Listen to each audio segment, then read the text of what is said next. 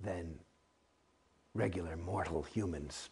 I was declared to have been somebody who had gone clear in a past life, which would have been my last life. Even though supposedly the tech wasn't there for somebody to go clear. Well, you can go clear. Well, no, Dianetics was written in 1950. And he was talking about the state of clear in Dianetics.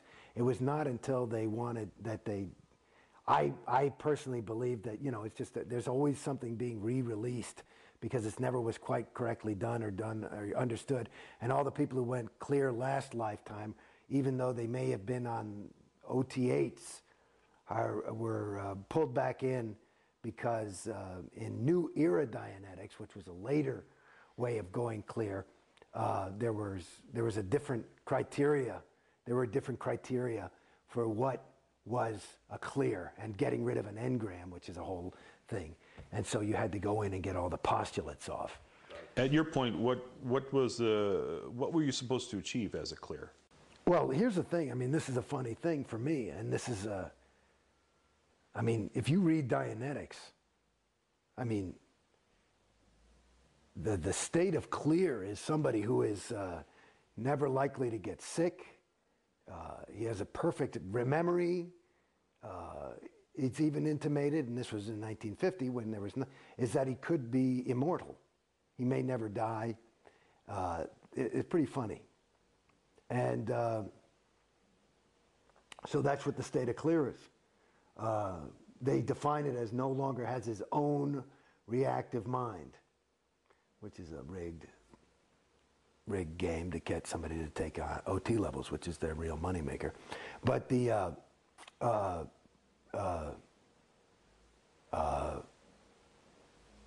what? Oh, so I don't know. So clear. So, but like I said, there's a guy on the internet apparently who's saying, I'll give you $1 million if you can demonstrate OT. I'll give $1 million to anybody who can demonstrate clear. There's no fucking clear. There's no clear. There's no clear. Just looking in Dianetics, there's no clear. Clear is basically, what are you kidding me? Clear. So I was like, if I get this, that's what I was going for. It's too good to be true. And that's basically it. That goes back to that feeling of loss, is because, you know what it is? I'm sorry to say. See, and I'm actually realizing something for myself right now, because this is cathartic in a way for me, but it's the same feeling. That loss is the feeling that I got. Like, I'm no stupid guy. I grew up in New York City, and I never got mugged. I know, and I've been through some serious bad neighborhoods.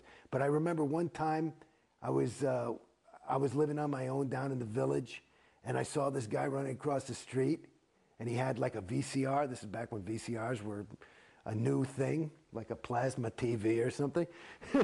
And he's like, he'd obviously stolen the thing, and he's like, hey, you can have this for $50, right? And I bought it, took it home, and it was full of bricks and shit, and I was I got conned. And that's the feeling of loss. Because it actually, going back, you're asking me about clear, it's a con. It's a con. And like any, and it's an interesting, this is way segueing, but this is something I don't know if it's interesting, is that, there's a book that LRH wrote called The History of Man. And he talks about a lot of these traps that can catch a thetan, which is something that has no matter any space, time, or location, but it can catch a thetan. But he's got interest and curiosity, right?